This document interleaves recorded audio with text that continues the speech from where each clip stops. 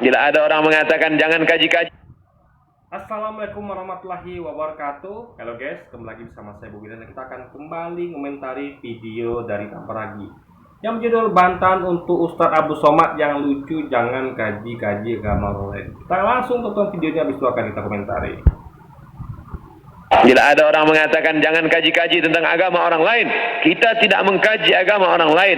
Kita sedang mengkaji Al-Quran, kitab suci kita yang bercerita tentang penyelewengan ajaran Nabi Isa alaihissalam. Ini mesti diluruskan, karena yang kita kaji adalah Al-Quran dan sunnah Nabi Muhammad sallallahu alaihi wasallam. Halo semua, seperti yang kita dengar dari Ustadz Abdul Somad, dia bukan mengkaji agama lain, tetapi dia mengkaji Al-Quran, mengkaji kitab sucinya sendiri. Tetapi, masalahnya, Al-Quran isinya menuduh agama lain dengan sembarangan dan memberikan perintah untuk menyerang orang-orang yang beragama lain. Jadi begini, Oleh karena itu, kalau dari pihak Kristen tentu akan dogmanya akan meyakini bahwa Quran itu salah dalam nilai agama dia, ya. Jadi kita tuh nggak bisa pakai metodologi itu sepihak, ya. Kan kalau dalam Islam justru kita membenarkan Quran gitu loh.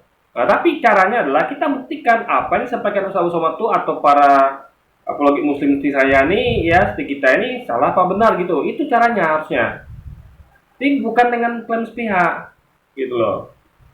Jadi tinggal buktikan, ya, kasih komentasi bahwa apa yang kita sampaikan ini salah gitu loh. Bukan dengan klaim sepihak bahwa apa yang disampaikan Quran adalah salah tentang Kristen. Itu namanya klaim sepihak, ya. Jadi sama sekali nggak ada gunanya. Lo katanya demikian perintah untuk menyerang orang-orang yang beragama lain. Loh, mana perintahnya? Di mana Anda baca seperti itu? Kalian tahu nggak? Misunderstanding atau salah paham tentang memahami Al-Quran ini yang membuat banyak pelaku bom diri. Jadi pelaku bom diri dalam Islam itu sama seperti Anda ini yang salah dalam mengartikan memahami ayat. Jadi mereka pasti mengambil ayatnya lagi nanti paling yang parangilah orang kafir dimanapun mereka berada. Pasti itu nanti. Jadi ketika para pelaku bom bunuh diri, ya nauzubillah, ya, jangan sampai itu daripada kita kesalahan itu, ya, yang nyata itu, mereka mengambil potongan Al-Quran. Itu perangilah orang kafir dimanapun mereka berada. Nah, sama juga dengan orang-orang Kristen ini mengambil potongan itu. Bedanya karena orang Islam ini yang sesat ini meyakini ayat itu, lalu mereka tentu harus melakukannya karena mereka itu masuk bagian dari ajaran Islam. Lalu mereka melakukan bom bunuh diri. Tapi kalau mereka kan bukan, mereka percaya itu, dalam artian mereka percayanya begitu sama seperti yang diyakini oleh para pelaku bom diri. Cuma bedanya karena mereka di pihak Kristen, tentu mereka yang bisa cuma serang ayat itu gitu loh. Nah, mungkin mereka praktekkan karena itu mereka justru nggak setuju ayat itu kan. Tapi kalau orang pelaku bom diri itu setuju. Jadi itu aja bedanya. Tapi tetap sama, kesalahannya adalah mereka sama-sama misperception, misunderstanding tetap ayat itu, ya kan, tentang perangilah orang kafir dimanapun mereka berada. Padahal itu ayat jelas-jelas adalah ada asbabun nuzulnya. Kalau mereka paham bahwa itu ayat yang berlaku hanya untuk Nabi Muhammad dan pengikutnya. Karena ayat Quran itu, guys, ya, kalau Anda perlu tahu, ya, itu adalah solusi. Jadi diturunkan Allah itu sebagai solusi bagi kehidupan manusia, baik pada waktu itu maupun sampai akhir zaman. Solusi. Jadi Allah menurunkan solusi kepada Nabi Muhammad dan pengikutnya, ya, kepada mereka saja, bahwa perangilah orang kafir dimanapun mereka berada. Itu ayat untuk Nabi Muhammad dan pengikutnya, bukan buat kita. Nah, kita harus di-compare dengan ayat lagi. Jadi itu adalah untuk itu peruntukannya. Jadi kita itu waktu itu, ya, ayat itu, ya, asbabun nuzulnya turun ketika waktu itu Nabi Muhammad itu mengalami banyak pembulian, banyak persekusi, pembunuhan, para sahabatnya dibunuh gitu kan. Ya sama lah, lebih dahsyat bahkan yang dialami oleh Yesus itu kan, lebih dahsyat dari Nabi Muhammad. Nabi Muhammad itu sampai pengikutnya dibunuh, guys. Sampai Nabi Muhammad itu hijrah ke Madinah, mau dibunuh juga Nabi Muhammad kan. Jadi orang itu belum ada perintah untuk memerangi orang kafir. Jadi Allah tuh menguji kesabaran Nabi Muhammad dengan tidak ada perintah itu. Jadi Muhammad harus menerima bulian, hinaan, cercaan, persekusi, pembunuhan para sahabatnya, ya kan, berikutnya oleh kaum-kaum kafir tanpa beliau itu bisa melawan. Baru setelah waktunya tiba, Allah turunkan itu sebagai solusi. Ini sudah saatnya perangi untuk memerangi orang kafir di mana pun mereka berada. Jadi nggak perlu mau di Mekah pun diperangi. Dalam artian Kok tidak begitu? Mekah itu tidak bisa dilepaskan dari kekuasaan kaum kafir Quraisy, dari kaum penyembah berhala, dari kaum jahiliyah, nggak mungkin. Makanya diperintahkan untuk perangilah kafir di mana mereka. Tapi orang ini nggak paham makan itu.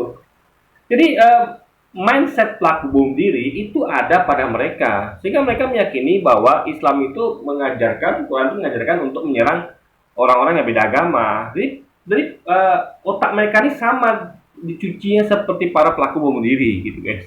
Nah, itu poinnya ya, bahaya ini soalnya. Oleh karena itu, sebagai penganut agama yang dibicarakan dan diancam untuk diserang oleh Al-Quran, saya mempunyai hak jawab untuk membantah apa yang telah dituduhkan oleh Al-Quran.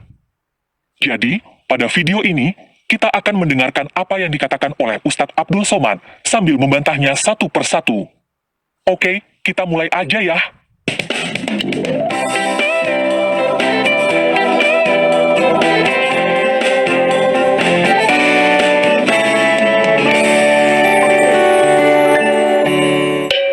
Disebutkan juga dalam Sahih Al-Bukhari. Apa kata Nabi SAW? Tetap dari Abu Hurairah. La taqumus sa'ah, tidak terjadi hari kiamat. Hatta yanzila fikum ibnu Maryam, sampai datang anak Maryam. Yang dimaksud dengan anak Maryam adalah Nabi Isa alaihissalam, hakaman muqsitan, sebagai seorang hakim yang adil. Nah, teman-teman dengar sendiri, Ustadz Abdul Somad yang berkata bahwa Isa anak Maryam akan datang pada hari kiamat sebagai hakim yang adil. Tetapi sayangnya, Abdul Somad tidak menjelaskan apa yang dimaksud dengan hakim yang adil, karena memang tidak ada keterangan dari hadis yang dia kutip. Ini bukan pada hari kiamat, tadi dengar ya Bapak ya. Bukan, dengar, kita ulang lagi Bapak ya guys. Bukan pada hari kiamat, tapi pada hari dekat kiamat. Coba kita dengar. Ini orang-orang ini suka salah dengar guys. Salam. Hakaman muqsitan, sebagai seorang hakim yang adil. Yesus Kristus. Oleh karena itu, sebagai penganut agama yang dibicarakan dan diancam untuk diserang oleh Al-Quran, saya mempunyai hak jawab untuk membantah apa yang telah dituduhkan oleh Al-Quran. Jadi, pada video ini, kita akan mendengarkan apa yang dikatakan oleh Ustadz Abdul Somad sambil membantahnya satu persatu. Oke, kita mulai aja ya.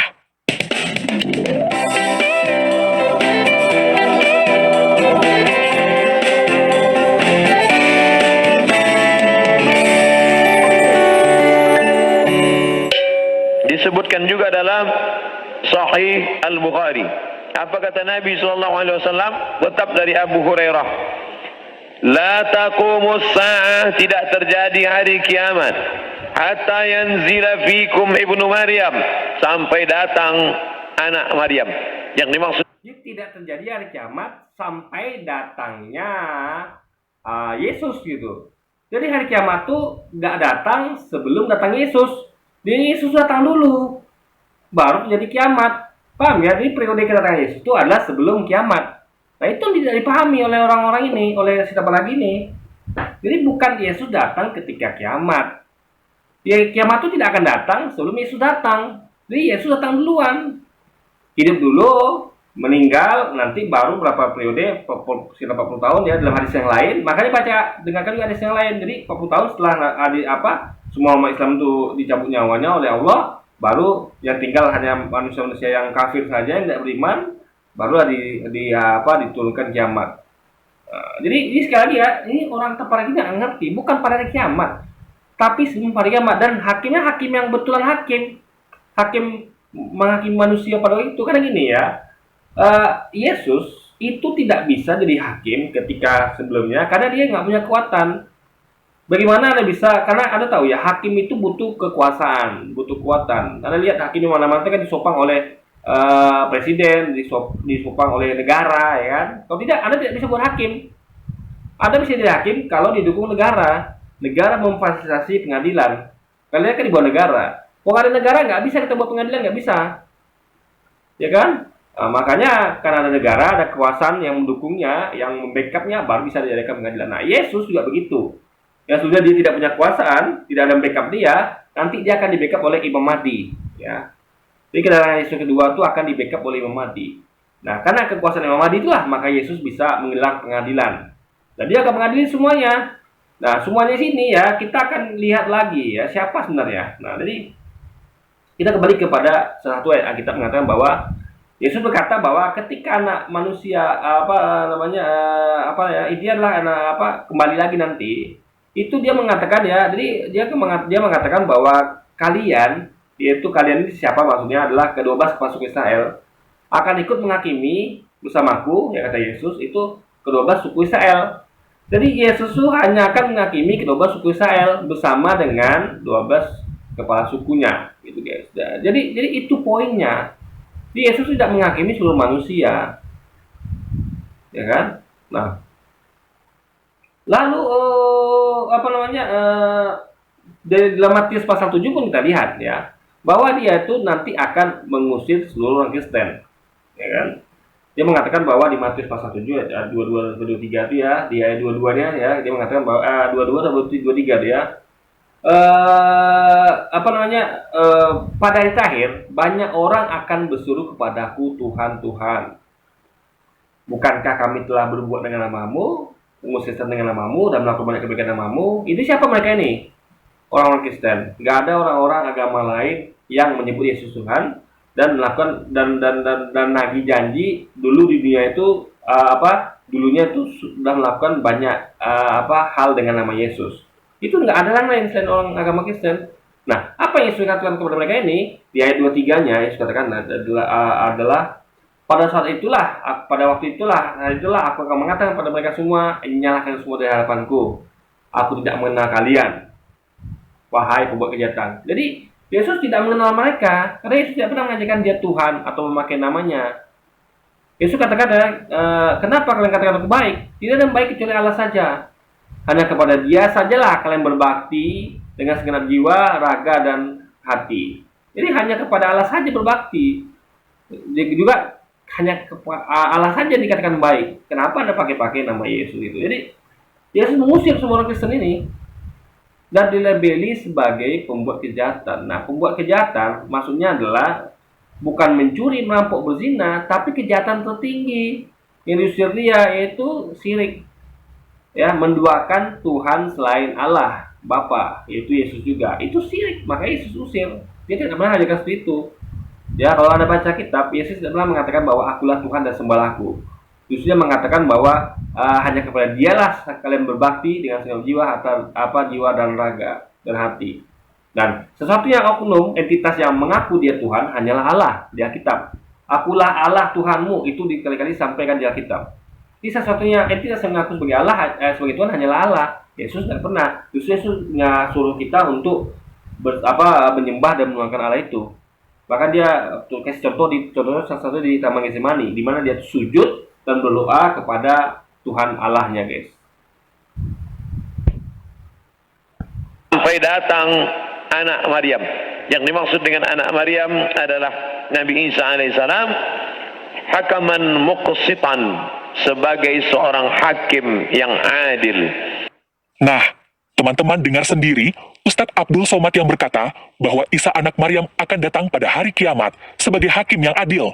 Bukan pada hari kiamat, pada hari-hari sebelum terjadinya kiamat. Sebelum, karena kiamat akan datang sebelum datangnya Nabi Isa. Sebelum, ya, ingat tuh. Jadi mereka ini nggak bisa nyimak perkataan orang, sosok pula mau membantah. Gimana coba? Belajar dulu untuk menyimak orang ngomong, baru Anda bisa bantah. Ini memang kelemahan mendasar dari mereka, gitu kan. Gampang sekali membantah tanpa menyimak dahulu apa yang orang sampaikan. Kiamat sebagai hakim yang adil. Tetapi sayangnya, Abdul Somad tidak menjelaskan apa yang dimaksud dengan hakim yang adil, karena memang tidak ada keterangan dari hadis yang dia kutip. Oleh karena itu, saya memberitahukan kepada teman-teman apa yang dimaksud dengan hakim yang adil pada hari kiamat. 2 Timotius 4 ayat 1 berkata, dengan sungguh-sungguh aku berpesan kepadamu di hadapan Elohim dan Tuhan, Yesus Kristus, yang akan menghakimi yang hidup dan yang mati pada saat penyataan dirinya sebagai... Jadi ini adalah perkataan dari si Timotius, ya. Jadi bukan perkataan Yesus. Jadi kita nggak bisa pakai ini sebagai sandaran, ya kan? Jadi apa namanya? Yesus nggak pernah klaim Tuhan. Kenapa dia klaim Yesus sebagai Tuhan? Di situ sudah nampak suatu hal yang nggak dapat kita percayai, guys, tentang Timotius ini, gitu kan. Nah, apa namanya, menghakimi yang hidup dan yang mati. Guys ya, hanya Tuhan yang bisa menghakimi seluruhnya. Ya, bukan, jadi Yesus itu hanya berperan seperti hakim di dunia, bukan hakim di akhirat. Ya, hanya hakim itu Tuhan. Yesus hanya menghakimi. Makanya dia tuh jadi hakim yang adil tuh sebelum kiamat, bukan setelah, bukan pas kiamat, apalagi pas hari pembalasan. Nanti ada dia. Hakim manusia itu kan ada pada hari pembalasan. Ingat, pertama hari kiamat, hancur dunia semesta. Baru nanti hari berkumpulnya manusia di padang mahsyar, ya kan, untuk menunggu hari pembalasan. Barulah hari pembalasan, itu hari pengadilan itu. Nah, jadi ada tahu urutannya. Jadi kita ada di bukan pada kiamat, tapi setelah kiamat. Karena kan pas kiamat itu kita dimatikan semuanya. Yang maksudnya orang kafir ya, karena orang iman itu sudah dimatikan sebelumnya, 40 tahun sebelum terjadinya kiamat. Nah, kiamat itu adalah untuk mematikan seluruh makhluk hidup, menciptakan semesta, bukan untuk membalasnya. Jadi hari penghancuran kiamat itu, jadi hanya menghancurkan saja. Nah, setelah hari kiamat baru kita dikumpulkan nanti di suatu padang, namanya padang mahsyar, untuk menunggu penghakiman, gitu. Karena dihakimi itu nanti kan semua orang harus dimatikan dulu, baru dihidupkan untuk dihakimi, gitu guys. Biar adil. Kenapa? Karena yang lain udah mati duluan, gitu kan. Jadi biar adil, maka dimatikan semua, baru dihidupkan lagi, gitu kan. Nah, biar ada keadilan. Jadi orang-orang dulu nggak protes, kok kami aja yang mengalami kematian, mereka tidak mengalami. Jadi itu saja membuktikan bahwa semua hidup itu akan mengalami kematian. Itulah makhluk. Tuhan tidak pernah mati. Itu membedakan Tuhan dengan makhluk adalah makhluk bisa mati meskipun hidup lagi. Tuhan tidak bisa mati, jangan hidup lagi, mati dia nggak bisa, gitu kan. Nah, jadi kalau cerdas, Anda akan paham kalau semua manusia itu akan mati, termasuk kita semua nanti. Nggak ada yang lepas satu pun manusia yang mati. Ya, kalau nggak mati karena dia di dunia, kalau nggak karena kiamat, guys. Karena kiamat itulah habisnya semua, matinya semuanya tanpa sisa, gitu kan. Yesus Kristus yang akan menghakimi yang hidup dan yang mati pada saat penyataan dirinya sebagai Raja. Jadi, Yesus akan datang untuk menghakimi semua orang, baik yang masih hidup maupun yang sudah mati. Yesus tidak menghakimi semua orang ya. Dia menghakimi hanya ke-12 suku Israel. Anda baca ayatnya. Ya, Yesus berkata bahwa dia akan menghakimi ke-12 suku Israel dan dia dengan sendiri menghakiminya. Ikut bersama dia adalah ke-12 suku Israel. Anda bisa baca ini di Alkitab ya. Anda bisa cari sendiri ya. Saya malas tampilkan di sini, guys. Penting Anda cari aja di mana Yesus berkata bahwa kalian akan ikut bersamaku, itu ke-12 suku Israel, untuk menghakimi ke-12 suku Israel. Itu yang Yesus lakukan. Dia bukan menghakimi seluruh manusia, enggak. Kita tuh ngomong tuh berdasarkan apa yang pernah Yesus ucapkan, jangan yang nggak pernah Yesus ucapkan, guys. Baik yang masih hidup maupun yang sudah mati, apapun agamanya. Kamu yang Muslim tidak akan dihakimi oleh Muhammad. Silakan kamu bertanya-tanya, kenapa bukan Muhammad? Jadi guys ya, ini ngomong tentang hakim adil sekali lagi ya, yang disampaikan Ustaz Somad itu adalah sebelum kiamat. Artinya dunia masih ada. Di dunia, Yesus bisa menghakimi, kenapa? Karena dia punya backup Imam Mahdi. Itu poinnya. Anda kalau nggak punya backup kekuasaan, nggak bisa dihakim. Contoh, coba deh ada jadi hakim di negara mana ya, yang lagi chaos sekarang nih, kayak di negara kayak apa ya, negaranya itu Myanmar. Bisa nggak bisa, karena pemerintahnya dikuasai oleh militer. Nggak bisa Anda jadi hakim di sana ya. Anda dihabisi sama rakyat atau sama militer. Makanya bisa dihakim di Indonesia, di negara yang ada kekuasaannya, guys. Kenapa bukan Muhammad? Mungkin keadilan susah didapatkan dari manusia yang condong kepada harta dan hawa nafsu, tapi kerana dia seorang nabi. Nah, Abdul Somad menduga-duga, mungkin karena Isa adalah seorang nabi, bukan seorang manusia yang condong kepada harta dan hawa nafsu. Ini ya, Nabi Muhammad tuh jadi hakim dulu waktu zaman hidup. Anda nggak paham ya? Segala macam persoalan itu dibawa ke Nabi. Mereka pintar pertama Nabi. Contoh, kisah tentang ada perempuan, 2 orang perempuan yang ngaku mereka punya anak yang sama. Ini anak saya, perempuannya juga ngaku sama. Nah, mereka bingung dan mereka berdatangi Nabi sebagai hakim untuk meminta minta bantuan, meminta keputusan gitu kan. Nah, Nabi dengan cerdas mengatakan bahwa kalau gitu anak ini potong dua aja, belah dua, biar adil. Satu kasih ibu ini, satu kasih ibu sana. Itu Nabi waktu begitu biar karena dengan trik itu akan ketahuan siapa ibu yang asli. Dengan trik itu nggak dilakukan ya, hanya taktik Nabi untuk membuktikan atau ya memicu sehingga nanti terlihatlah siapa ibu yang asli. Nah, ternyata ibu yang palsu itu mengatakan ia belah dua aja nah itu gitu kan. Ibu yang asli mengatakan tidak jangan dibelah, ya udah saya rela kasihkan ke ibu itu daripada dibelah. Nah di sini secara logika kita ngerti ibu yang asli nggak akan mungkin mau anaknya itu dikorbankan, dibelah nggak akan tega ibu asli. Ibu nggak asli tentu tega. Nah di sini Muhammad tuh tahu, oh dan kita semua tahu, oh ternyata ibu yang asli ada ibu yang ini yang nggak mau anak dibelah, yang biarlah di surah ibu itu yang penting anaknya jangan dibelah. Itu ibu yang asli. Jadi Nabi Muhammad itu juga hakim pada waktu itu guys. Yesus juga jadi hakim. Cuman Nabi Muhammad itu bisa jadi hakim pada waktu itu karena dia punya kekuasaan. Ya, dia ada khalifah. Yesus nggak bisa jadi hakim pada waktu dia awal diutus tuh nggak bisa karena dia nggak punya kekuasaan. Baru nanti di bawah kuasa Imam Mahdi, di backup kekuasaan Imam Mahdi, pemerintahan Imam Mahdi, kenegaraan Imam Mahdi, barulah dia bisa menjadi hakim yang adil guys. Nafsu. Tetapi, pertanyaannya tetap sama. Kenapa bukan Muhammad? Muhammad juga nabi kan? Apakah karena Muhammad adalah manusia yang condong kepada harta dan hawa nafsu? Kalau menurut kamu, Muhammad bukan manusia yang condong kepada harta. Nabi Muhammad itu sudah jadi hakim duluan daripada Yesus. Sebelum Yesus jadi hakim nanti di hari kemudian di hari dekat kiamat itu Nabi Muhammad jadi hakim duluan. Yesus terlambat sudah jadi hakimnya bro, terlambat dia. Ya, Nabi Muhammad tuh harusnya kan Yesus jadi hakim kemarin waktu jadi utus, tapi kan dia punya kekuasaan, keburu diubar-ubar mau dibunuh disalib sama orang Yahudi, gagal dia, barulah Nabi Muhammad jadi hakim. Nah nanti kegagalan Yesus ditebus nanti waktu ketika kepemimpinan Imam Mahdi. Jadi ngomong tentang hakim, Nabi Muhammad itu sudah duluan jadi hakim gitu, bukan Yesus. Yesus tuh justru belakangan jadi hakim dia. Makanya harus baca sebaik-baik hadis, belajar Islam, biar paham. Juga belajar tentang kitab. Bahwa Nabi Muhammad itu lebih duluan jadi hakim dibandingkan Yesus gitu kan. Jadi karena dia nggak pernah dengar sejarah Nabi, dia nggak tahu Nabi Muhammad itu pernah jadi hakim, nggak tahu dia.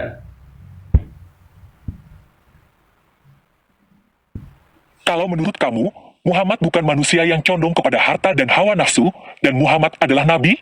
Kenapa bukan Muhammad yang jadi hakim yang adil? Kenapa Isa? Bukankah Al-Quran Surah 95 ayat 8 berkata bahwa hakim yang adil adalah Allah? Jadi, kamu punya dua kemungkinan. Jadi hakim yang adil di akhirat itu Allah. Yesus hakim di dunia. Itu harus dipahami. Ya, hakim yang adil di akhirat itu Allah. Yesus, Nabi Muhammad itu hakim yang adil di dunia. Para nabi itu hakim yang adil di dunia. Batasnya cuma dunia, Allah di akhirat. Itu dipahami. Allah tuh menghakimi di hari pembalasan nanti. Yesus dan Muhammad tuh menghakimi di hari dunia masih ada, guys. Kemungkinan pertama, Muhammad hanya manusia biasa yang condong kepada harta dan hawa nafsu, sesuai dengan perkataan Abdul Somad, sedangkan Ya ini asumsi fitnah kayak gini, nggak bisa, udah salah paham, udah misunderstanding, fitnah pula kan, guys ya. Muhammad tuh manusia yang kan Yesus berkata bahwa aku akan pergi, kata dia ada kitab. Tapi aku minta kepada Bapakku seorang penolong lain. Dia mengatakan apa didengarnya. Jadi Nabi Muhammad itu tidak mengerti hawa nafsu karena dia hanya murni mengatakan melakukan apa yang diperintahkan dan didengarnya, guys. Jadi nggak ada yang sedang pada harta hawa nafsu. Buktinya apa? Buktinya kalau dia mau ya, coba namanya kan, kalau mau, dia bisa memiliki seperti Salomo, punya ratusan ribuan wanita muda dan cantik. Tapi dia menikah loh. Menikah dan adil pula pada sisinya. Apa dia bukan orang kaya? Nabi Muhammad itu bukan orang kaya, guys. Kalau Anda lihat rumah Nabi itu Anda akan sedih melihatnya. Rumah Nabi itu sangat sederhana. Bahkan nggak layak untuk rumah seorang khalifah, nggak layak rumah seperti itu. Tapi itulah Nabi. Ini kalau Anda bandingkan pada waktu zaman Nabi hidup, Anda lihat tuh, coba ada googling rumah Nabi Muhammad. Anda bandingkan dengan istananya Heraklius, istananya orang-orang Kristen Romawi, raja-raja Kristen Romawi. Bahkan jangan rajanya lagi. Orang Kristen aja lebih mewah lagi, lebih bagus rumahnya dibandingkan rumah Nabi.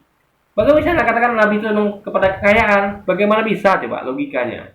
Ya, di sini cerita kita bantah. Perbandingan rumah Nabi dengan rumah-rumah orang Kristen pada waktu itu, apalagi raja-rajanya, nah, ya kan? Apalagi petinggi-tingginya. Jadi itu perlu dipahami. Lalu kedua mengenai nafsu. Kalau nafsu Nabi, dia udah buat kayak raja-raja Kristen, ya punya apa namanya di negara-negara Kristen itu pada waktu itu dan sebelumnya atau kayak Salomo bahkan ya yang punya istrinya bukan hanya istri saja tapi juga budak-budak yang digauli dan waktu itu halal memang ya karena belum ada perintah untuk membebaskan budak karena perintah itu baru turun pada diutusnya saat diutusnya Muhammad. Jadi itu Anda bayangkan ya sebanyak itu istri-istrinya bahkan juga menggauli budak gitu. Nah, lewat apa terjadi? Jadi kalau Nabi Muhammad itu malah memperistri wanita-wanita janda yang sudah tua. Harusnya kan dia cari wanita muda.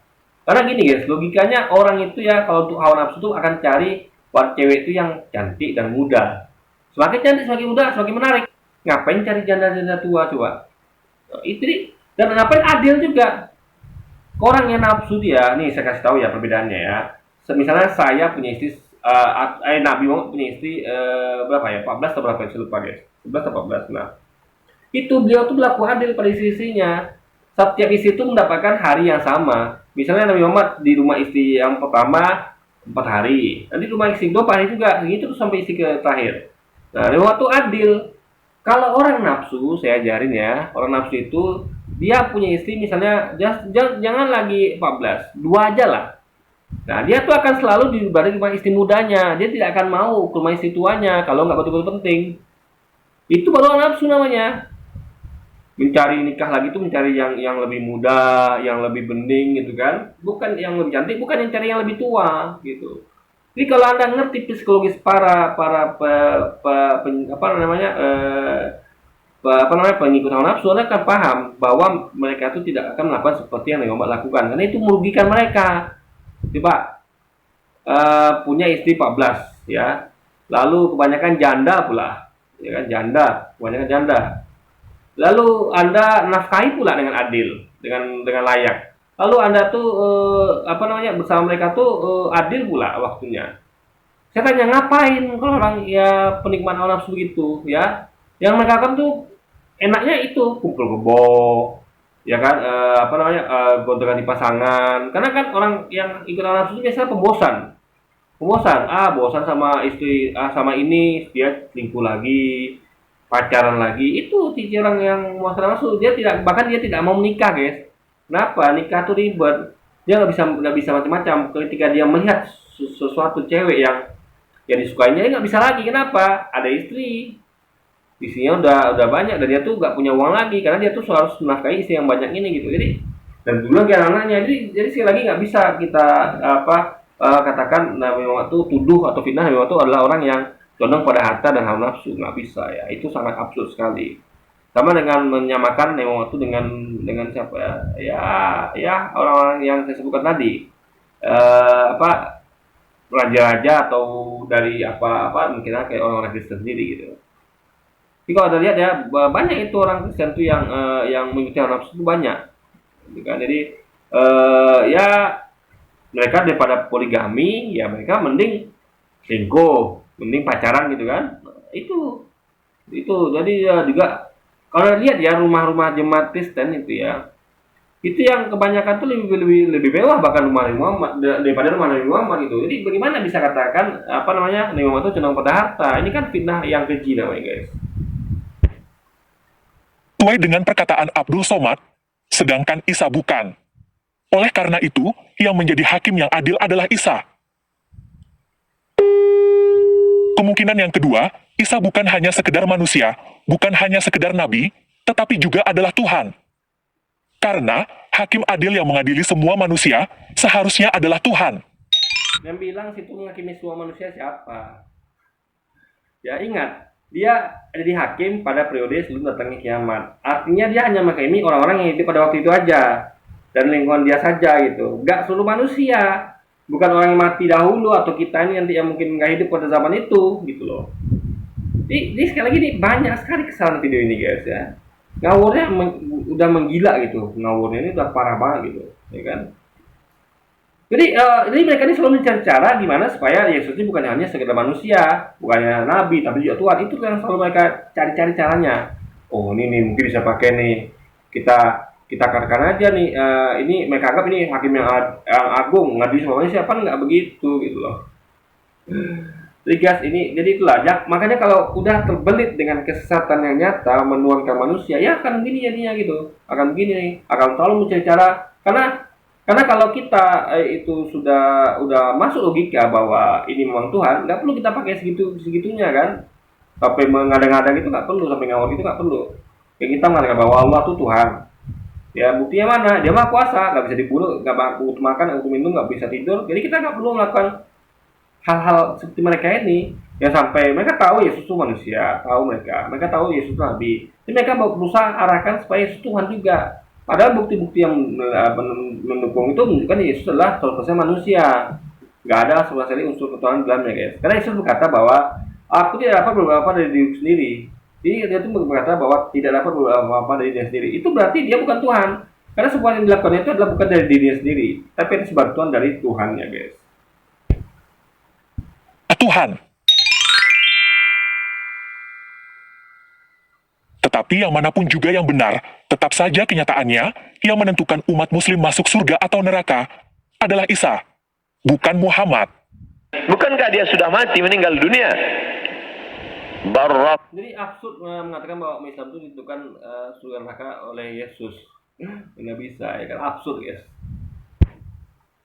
Allah wa ma qataluhu, mereka tidak berhasil membunuhnya, wa ma salabuhu, mereka tidak berhasil menyalibnya, walakin syubbiha lahum, ada orang lain yang diserupakan wajahnya dengan Isa, dialah Yudas Iskariot, dialah Yahuza yang kemudian ditangkap oleh tentara daripada Yahudi yang benci akan Isa, dan mereka menyalibnya di tiang Golgota, dan mereka mengatakan inilah dia. Maka kata Allah, wa ma qataluhu yaqina, mereka tidak yakin seyakin-yakinnya tentang itu. Nah, Abdul Somad mengutip Al-Quran Surah 4 ayat 157 untuk berkata bahwa Isa tidak mati disalibkan, dan Isa yang dimaksud adalah Yesus Kristus. Hal pertama yang ingin saya komentari adalah Abdul Somad menambah-nambahkan isi Al-Quran. Al-Quran Surah 4 ayat 157 tidak berkata bahwa orang yang menggantikan Isa adalah Yudas Iskariot atau siapapun. Dan tidak ada satupun hadis yang memberi keterangan bahwa yang menggantikan Isa adalah Yudas Iskariot. Jadi, Abdul Somad mengarang cerita bohong dan mengajarkannya kepada publik. Jadi begini ya, itu adalah keyakinan Abdul Somad. Ya, jadi kita harus pahami itu ya. Nah, kalau ada penyakit lain silakan gitu. Jadi Somad tidak sedang memaksa kita untuk meyakini itu sudah Iskariot. Tapi dari analisis dia mengatakan seperti itu. Itu bukan sesuatu yang salah gitu. Jadi ya tinggal Anda sendiri, yang penting kita tahu bahwa ada orang yang serupakan ya, gitu. Jadi nggak penting siapa yang salib, nggak penting, cuman analisis dari Somad itu sudah Iskariot gitu. Jadi ini bukanlah sesuatu yang fake ya.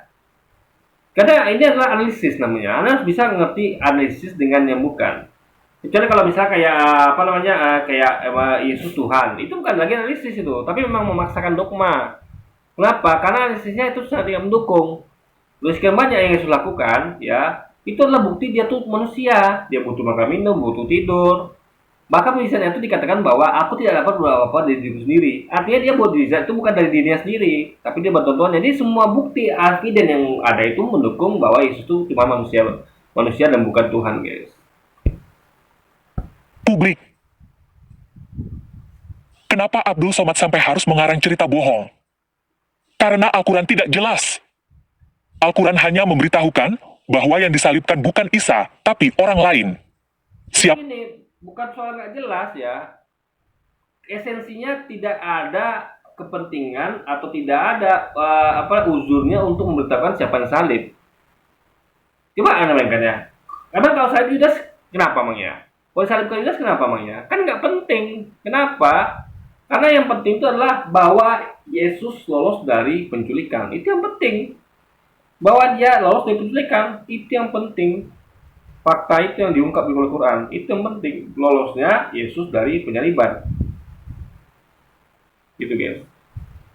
Sama misalnya kayak apa ya? Ya misalnya kayak lolosnya Nasution. Waktu Nasution lolos dari penculikan. Jadi frame PKI misalnya frame PKI bahwa Nasution, Jenderal Nasution ya telah berhasil diculik oleh GS-30S dan dibunuh di Luang Buaya. Dia dibunuh gitu kan. Nah, lalu ada yang bantah, enggak Nasution lolos. Tapi yang ditangkap itu adalah seseorang yang disuruhkan menjadi Nasution. Jadi kita bukan ngomong tentang pihak Tendayan ya, bukan. Tapi ngomong tentang sesuatu yang lain. Nah, anggaplah kejadian sedikit berubah gitu kan. Skenario-nya seperti yang mirip dengan kisah Nabi Isa ini ya, skenario lain. Tapi itu yang penting adalah bahwa Nasution selamat. Itu yang penting. Bahwa dan caranya, kenapa bisa selamat? Caranya yang penting. Jadi cara berita bahwa Nasution selamat dan cara dia selamat itu yang penting. Bukan siapa orang yang serupakan itu nggak penting gitu guys. Ya kan? Karena nggak ada hikmahnya juga atau apapun itu ya dirupakan adalah ini gitu jadi itu adalah rahasia Allah lagi yang kayak gitu-gituan. Nanti Allah akan buka semua rahasia itu nanti di akhirat ya kan, itu baru Allah buka semuanya rahasia itu. Nah sekarang kita memang dibuat pertanyaannya, jadi itulah jadi ada bahan kita untuk jadi Allah tuh nggak semuanya nyuapin kita. Jadi dia tuh merasa kita tuh berpikir siapa sih yang disalib itu sebenarnya gitu kan. Nah enak, jadi Islam tuh nggak seperti Quran tuh nggak seperti guru yang nyopin anak muridnya semua disuapin, enggak, tapi ditantang diajak untuk berpikir. Yo ini kita ada beritakan nih, jadi Quran tuh udah memberitakan bahwa Nabi Isa tidak disalib, dia tidak salib ya kan. Dan jadi yang diganti dengan disuapkan orang dengan dia. Nah itu informasi diberikan. Nah kita tinggal disuruh berpikir sendiri siapa sebenarnya orangnya itu. Jadi Islam itu indah guys. Jadi dia tuh tidak hanya segera menyuapkan, tapi mengajak kita untuk berpikir gitu loh. Siapa orang lainnya itu tidak jelas. Kenapa tidak jelas? Ada 3 kemungkinan. Yang pertama, karena Allah SWT tidak tahu siapa yang disalibkan menggantikan Isa. Ini juga logika absurd. Bagaimana bisa Allah tidak tahu ya siapa yang salib untuk dengan Isa, sedangkan dia melakukannya? Guys, ini absurd sekali guys ya. Misal gini ya. Misalnya Tuhan menginformasikan bahwa ya tadi itulah bahwa Nabi Isa nggak disalib, tapi orang lain diserupakan. Nah itu yang melakukan itu kan Tuhan. Dia tahu, makanya dia sampaikan gitu. Kalau dia nggak tahu dia bakal sampaikan, dia begitu. Nah apa hak dia lah untuk tidak memberitahukan siapa gitu kan. Ini bukan berarti ketika dia nggak mau ngasih tahu itu siapa, tapi mengajak kita berpikir ya kan. Lalu dia katakan dia tuh nggak tahu siapa salibnya, lo dia yang mengerjakan gitu kan. Sama kayak mengatakan gini, Tuhan nggak tahu ya siapa-siapa aja nabi-nabinya. Lo gimana nggak tahu? Dia yang menciptakan, yang ngutus itu kan. Jadi ini adalah logika absurd mengatakan bahwa Tuhan nggak tahu, padahal dia yang mengerjakan itu guys. Yang pertama, karena Allah SWT tidak tahu siapa yang disalibkan menggantikan Isa. Yang kedua, karena Allah SWT lupa kasih tahu Muhammad siapa yang disalibkan Allah lupa kasih tahu Muhammad. Guys ya, momen Allah ketemu Muhammad itu banyak sekali, dan jadi menyamakan Allah dengan Yesus sudah keliru. Mengatakan Allah bahwa Allah itu adalah lupa kasih tahu Muhammad itu sama dengan mengatakan bahwa Yesus lupa. Nggak sama guys. Yesus memang lupa. Contoh, Yesus mengutuk pohon ara. Apa dia lupa kalau itu pohon ara itu belum waktu itu berbuah? Kenapa dia kutuk? Ya, pohon ara itu dianggapnya salah dan dikutuknya. Lalu dia juga nggak tahu, buktinya dia belum mendekat. Harusnya kalau dia Tuhan kan dia tahu, oh ini pohon ara ini nggak berbuah. Nah memang belum masuk waktu musim berbuah. Masa Yesus nggak tahu? Atau dia mungkin lupa? Kalau dia tuh bisa tahu itu sebenarnya tanpa perlu dekat. Nah, tapi kan dia berarti ya mungkin bisa jadi kan pakai analogi dia nih. Jadi apa yang jadi pada Yesus dia langsung makan dengan Allah. Enggak, Allah itu satu yang beda gitu. Gitu kan? Jadi janganlah sama-samakan dengan Yesus yang memang bisa lupa ya kan, nggak tahu kapan pun Allah berbuah, lupa lagi bahwa ya ada hal lain lah yang beliau tuh lakukan sebagai manusia biasa gitu kan.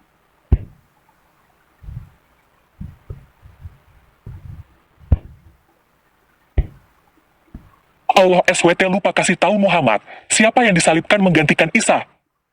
Yang ketiga, karena Al-Quran memang bukan wahyu dari Tuhan. Yang manapun juga yang benar, kenyataannya, Al-Quran adalah kitab yang tidak jelas. Jadi sekali lagi tanpa lagi ini berasumsi mencari segala cara agar bisa diasumsikan bahwa Quran seperti itu. Maka dia kasih 3 hal kemungkinan sekalipun, ya. Padahal dari awal sudah salah gitu metodologinya, dia nggak ngerti, nggak paham, ya, nggak paham ya bahwa ya saya katakan lagi bahwa yang melakukan itu, yang menyerupakan seseorang dengan Nabi Isa itu adalah Allah sendiri. Jadi bagaimana bisa Allah tuh lupa atau menyamakan Allah dengan Yesus yang pelupa, yang cuma manusia yang punya sifat lupa, bukan cuma lupa ya, juga butuh makan, butuh minum, bisa mati dan segala macam. Jadi karena mereka itu sudah bercampur antara menyamakan Tuhan dengan manusia, udah bercampur. Mereka nggak bisa bedakan mana manusia mana Tuhan, guys. Kacau, mereka mencoba menyamakan Allah itu dengan Yesus gitu, yang cuma manusia biasa, bisa lupa lah gitu kan. Bayangkan ya, Allah lupa, ini kan absurd. Kalau Yesus lupa kita masih make sense, dia manusia. Tapi mengatakan Allah lupa, Allah lupa makan minum, butuh makan minum, Allah bisa mati, kayak gini lah, nanti larinya ke situ juga tibanya kan. Jadi awalnya seperti ini, Allah lupa, padahal lupa itu sifat manusia gitu, seperti yang Yesus miliki. Jadi Allah tuh nggak sama dengan Yesus gitu. Jadi katakanlah Allah nggak tahu, sedangkan Allah yang membuat hal itu terjadi gitu kan. Jadi guys, ini adalah suatu hal yang absurd, memaksakan demi dogma tuh mereka tuh sampai melakukan fitnahan seperti ini gitu kan, mengira-ngira sehingga timbul fitnah gitu. Bukan wahyu dari Tuhan. Yang manapun juga yang benar, kenyataannya, Al-Quran adalah kitab yang tidak jelas. Nah, supaya jelas, saya yang kasih tahu kamu. Justru ya, apa yang kau sampaikan sudah jelas, bahwa Nabi Isa nggak disalib, tapi diganti dengan seorang yang serupa kan. Sudah jelas itu. Ya, untuk membantah klaim bahwa Yesus salib itu sudah jelas. Jadi, untuk membantah Yesus disalib, udah jelas, cukup dikatakan bahwa Yesus bukan Yesus, tapi yang serupakan, udah jelas. Nah, perkara siapa yang disalib itu Tuhan lagi nggak memberitahukan, karena itu nggak penting juga gitu. Yang penting udah dibantah bahwa bukan Yesus salib. Bukan, jadi udah dibantah bahwa bukan Nasution itu bukan mati dibunuh, tapi dia harus diculikan. Gitu guys. Nah, itu poin di situ yang penting ya. Nah, supaya jelas, saya yang kasih tahu kamu. Informasi Al-Quran Surah 4 ayat 157 berasal dari buku-buku dongeng yang sudah dinyatakan palsu, bidat, dan sesat oleh orang Kristen Jadi semua ada dokumen-dokumen di masa lampau yang nggak sesuai dengan dogma, mereka katakan palsu, luar biasa kan? Dan ingat, Nabi Muhammad tuh nggak pernah baca. Nabi Muhammad tuh ya nabi yang ummi, yang nggak bisa baca tulis. Bagaimana bisa dia tahu ada dokumen seperti ini? Coba, kalau nggak Allah yang ngasih tahu bahwa ada kejadian itu.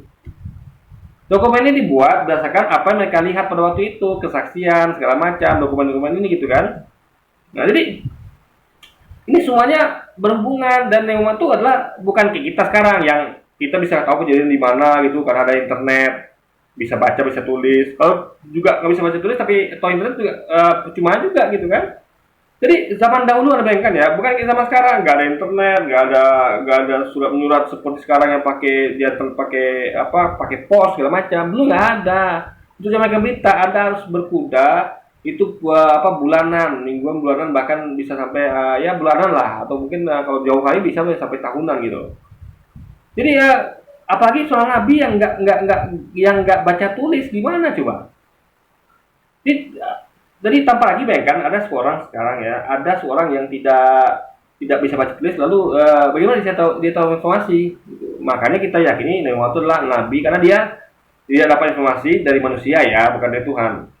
Tapi dia tahu, artinya dia dapat informasi dari mana kalau bukan dari manusia, dari baca-baca yang dia nggak bisa baca, itu berarti dari Tuhan guys. Itu simpelnya gitu, itu yang dia tidak mengerti. Jadi dokumen ini juga kayak dokumen Barnabas ya, kitab Barnabas, Injil Barnabas itu mereka tolak karena tidak sesuai dengan dogma mereka. Yang sudah mereka tuh rancang seperti dogmanya. Jadi dengan dogma itu mereka mengatakan bahwa setiap sesuatu yang berbeda dengan mereka tolak. Nah, itu poinnya guys. Harusnya kan diteliti kebenaran dokumen-dokumen ini kan, bukan asli tolak dari awal gitu kan. Dan jauh sebelum Muhammad lahir.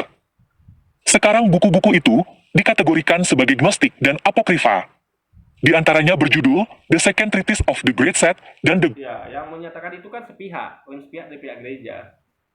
Karena nggak sesuai dengan mereka, diklaim itu adalah buku-buku yang sesat gitu kan. Jadi itulah metodologi mereka guys. Kalau nggak sesuai dengan dogma mereka berusaha fitnah dengan asumsi yang tadi itu saya terangkan ya, yang mengada-ngada dan ngawur dan terlalu memaksakan. Gitu. Itu memang ciri khas mereka begitu. Jadi pokoknya kalau ada yang nggak sesuai dengan mereka saja, itu langsung mereka iniin. Padahal apa yang biasa sampai itu juga ada dokumen-dokumen sebelumnya. Dan itu tidak ada kaitan dengan Muhammad. Kenapa? Karena Muhammad itu tidak bisa baca dan tulis. Jadi informasinya langsung dari Allah. Berarti Allah membenarkan dokumen-dokumen ini benar gitu loh. Nah, itu poinnya di situ guys. Di antaranya berjudul The Second Treatise of the Great Set dan The Gnostic Apocalypse of Peter. Buku-buku itu menceritakan dongeng bahwa yang menggantikan Yesus adalah Simon dari Kirene. Karena Muhammad lupa nama Simon dari Kirene, jadi Muhammad tidak memberitahukan siapa yang menggantikan Isa ketika Muhammad mengarang Al-Quran Surah 4 ayat 157. Jadi dalam kitab itu kan dikatakan bahwa itu Simon dari Kirene. Nah, jadi ya Allah tidak kasih tahu siapa, ya kan? Jadi Allah tidak beritahukan kepada Nabi atau kita siapa. Nah, ada ulama yang menyebutkan itu adalah Yudas, tapi dari buku itu adalah mengatakan itu Simon. Jadi jawabannya tetap satu, hanya Allah yang tahu. Itulah indahnya Islam. Jadi nggak semua manusia tahu, gitu guys. Karena manusia bukanlah Tuhan yang nggak mau tahu. Makanya sesuatu itu, makanya itulah beda kita sama Tuhan. Tuhan itu sedang menunjukkan bahwa kalian itu nggak tahu, hanya aku yang tahu. Makanya kalian tuh ada yang menyimpulkan itu tuh adalah Yudas, ada yang mengatakan itu Simon. Yang tahu tetap aku, kata Allah gitu kan. Itu logikanya guys. Jadi manusia tuh hanya bisa berandai, hanya bisa memperkirakan. Makanya ada yang mengatakan Simon, ada yang mengatakan Yudas. Jadi Allah yang mau tahu, Allah pengen menunjukkan bahwa kalian itu hanya bisa berandai-andai. Ada yang bahkan yang mengandai bahwa mereka telah bunuh Yesus, padahal tidak. Jadi ada yang berandai berasumsikan mereka telah bunuh Yesus. Ada yang berandai mereka mengasumsikan mereka adalah yang salib adalah Yudas. Ada berandai yang mereka salib adalah Simon.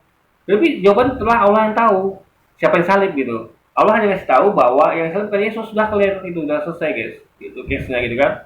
Jadi nggak mungkin semua itu Allah suapkan, nggak mungkin. Allah sisakan untuk kita untuk berpikir siapa sih yang salib, dan itu pun nggak penting gitu kan. Jadi nggak perlu juga telah penting dipikirkan. Karena juga ada siapapun ya, semuanya akan bercabang. Karena itu adalah suatu hal yang ya coba Anda pikir ya. Namanya kalau kita tahu itu yang di satu Yudas atau Simon apa perbedaannya coba? Kan nggak signifikan gitu, nggak akan mengubah fakta bahwa Yesus tidak salib gitu loh. Karena faktanya adalah Yesus nggak salib. Itu yang penting guys. Misalnya kalau yang salib misalnya Yudas itu bisa membuktikan bahwa Yesus tidak salib, kan itu baru signifikan. Tapi kalau tidak ada mengubah fakta bahwa Yesus salib, ya untuk apa juga diketahui, nggak penting gitu kan. Yang kedua, bukti nyata bahwa Al-Quran Surah 4 ayat 157 salah adalah ayat itu sendiri. Perhatikan di situ dikatakan, selalu. Mereka selalu dalam keraguan-raguan. Keraguan-raguan apa? Keraguan-raguan tentang siapa yang telah disalibkan itu. Benarkah mereka selalu dalam keraguan-raguan tentang siapa yang telah disalibkan? Enggak. Benarkah mereka tidak yakin bahwa yang disalibkan adalah Yesus dari Nazaret? Tidak. Orang Yahudi tidak ragu bahwa yang disalibkan adalah Yesus dari Nazaret. Orang Romawi tidak ragu bahwa yang disalibkan adalah... Makanya ada dokumen tadi yang mengatakan bahwa Simon disalib. Itu kan ragu namanya.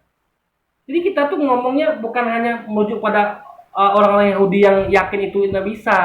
Bukan guys, ada juga yang yakin itu tidak bisa. Kalau yakin semuanya sepakat ini tidak bisa nih, Yesus kita salib, nggak ada dokumen tadi yang saya adalah Simon, nggak akan ada. Paham ya? Misal kalau gini, orang Indonesia yakin bahwa misalnya jadi masa lampau misalnya kayak siapa ya, bahwa ya yang misalnya yang apa namanya yang berontak adalah PKI. Kau yakin semuanya? Nggak ada apa yang mengatakan orang Indonesia juga mengatakan bahwa yang berontak bukan itu kan kesalahan PKI tapi kesalahannya Soekarno atau kesalahannya dari TNI atau umat Islam gitu kan. Jadi intinya adalah kalau sepakat semua nggak mungkin ada kitab Simon tadi yang mengatakan bahwa Simon yang salib gitu. Itu buktikan bahwa Allah benar, bahwa ada keraguan. Makanya yang dari kitab ini yang mengatakan bahwa Simon salib yakin begitu, tapi yang Kristen menolak. Berarti ada percabangan gitu. Jadi guys ya, mereka nih mengambil selalu klaimnya sepihak. Hanya mengatakan bahwa, yang penting kami meyakini itu salib Yesus. Lalu menafikan bahwa ada fakta yang dulu mengatakan bahwa salib adalah Simon. Itulah guys poinnya. Nggak bisa kita pakai klaim sepihak, nggak bisa. Karena fakta yang ada memang terjadi keraguan-keraguan, kesimpang siuran. Buktinya tadi dokumen mengatakan bahwa yang salib adalah Simon. Itu bukti bahwa ada kesimpang siuran di situ. Ada perbedaan keyakinan di antara mereka. Kalau tidak ada perbedaan keyakinan, tidak akan ada dokumen itu. Itu perlu dipahami guys ya. Logika pikirnya. Disalibkan adalah Yesus dari Nazaret. Orang Kristen tidak ragu bahwa yang disalibkan adalah Yesus dari Nazaret. Para sejarawan modern tidak ragu bahwa Yesus dari Nazaret mati disalibkan. Hanya Muhammad dan para pengikutnya yang ragu tentang siapa yang disalibkan. Jadi kita ini sedang menyampaikan bahwa ada kesimpang siuran. Buktinya ya ada yang mengatakan bahwa tadi yang salib itu adalah Simon. Ya kan? Ada yang mengatakan bahwa yang salib adalah Yesus gitu loh. Tapi sekali lagi guys ya, perlu ingat ya, mata manusia itu terbatas. Kalau Allah katakan bahwa dia menyerupakan sesuatu dengan Yesus, artinya sesuatu yang sama, sehingga mata kita nggak bisa deteksi oleh mata. Kemampuan mata manusia terbatas. Anda tahu kisah di Cina, itu ada 6 kali saya tangkap orang yang dituduh, ya ini narapidana. Karena miripnya dengan narapidana tersebut. 6 kali saya tangkap. Ditangkap, ternyata terbukti tidak dilepaskan. Ditangkap lagi dia guys. Di waktu itu ada narapidana yang lari dari penjara. Nah, ada seorang yang mirip dengan narapidana ini, dia mengalami 6 kali tertangkap. Ini seperti itu Allah tuh menciptakan itu bisa membuat mata tertipu, mirip guys. Makanya kayak ada anak kembar, karena nggak bakal tahu. Kecuali melihat perilakunya, mungkin ada sedikit perbedaan perilaku. Si Anu biasa begini, si Anu biasa begini. Tapi tetaplah kalau mata ya itu kalau bukan ini dia nggak bakal tahu gitu. Kalau dia tidak dialisa selain cara mata, tapi kalau mata kan bisa menipu gitu guys, itu poinnya. Hanya Muhammad dan para pengikutnya yang ragu tentang siapa yang disalibkan. Satu fakta sejarah yang tidak bisa dibantah tentang Yesus adalah kematiannya di atas kayu salib. Yang membantah fakta bahwa Yesus... Ini sekali lagi ya, tidak ada sejarah di fakta, nggak ada. Ya. Sejarah itu adalah selalu menjadi perdebatan. Buktinya ada buku yang mengatakan bahwa Simon yang salib kan, itu namanya perdebatan. Cuman mereka klaimnya sepihak, seakan-akan buku itu nggak ada. Dengan mengatakan bahwa itu buku itu sesat atau hoax gitu guys. Nah itulah metodologi mereka. Jadi mereka tuh menafikan perbedaan, menafikan adanya perdebatan, menafikan bahwa seakan-akan mereka saja benar klaimnya gitu. Situ fatalnya guys, juga bikinnya gitu fatalnya. Harusnya kita kan lihat ada perbedaan di sini dan mengakuinya, bukan dengan mengatakan bahwa ini yang benar, nggak bisa begitu.